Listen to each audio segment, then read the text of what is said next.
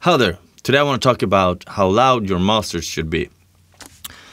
I have fallen for that old myth that's going around on the internet that you should master your song to -14 LUFS. The reason why people are starting to talk about -14 LUFS is because of Spotify and YouTube and such platforms. Because what they are doing is they are normalizing everything to the same level. However, I don't know about YouTube, but I know Spotify, you can choose to not have it normalized. When someone is listening without the normalization button, then it will differ a lot.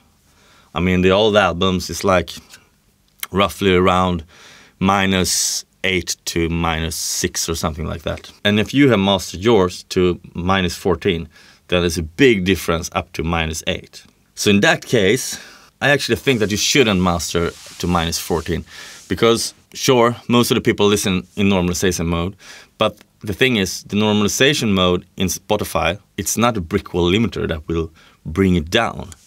It's just a normalization. It's just a fader going up and down. Oh, your track is too loud. We're going to put you down to here. So it's not a compressor that's compressing it.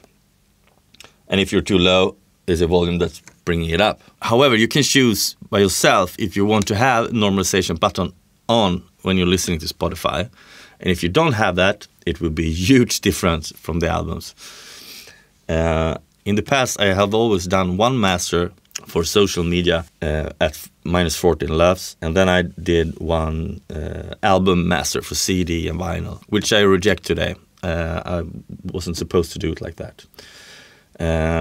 Now I know better. Just make your master sound as good as you can, and then after that make it as loud as you can without interference with the sound. Because you are competing with the albums that everybody else is doing, and the pros, they are actually up there at around roughly -8 to -6, -5, something like that.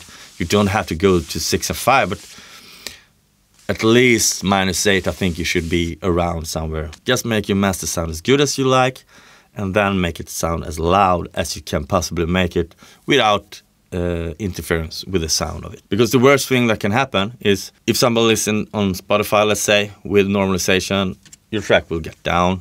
It will still sound good because your masters sound good. But if somebody's not listening with the normalization button, then it will be huge different from the pro albums. So let's all just forget about -14 LUFS because it has nothing to do with the reality of life. If your masters sound good, it will sound good with the lower volume or a higher volume. It doesn't matter.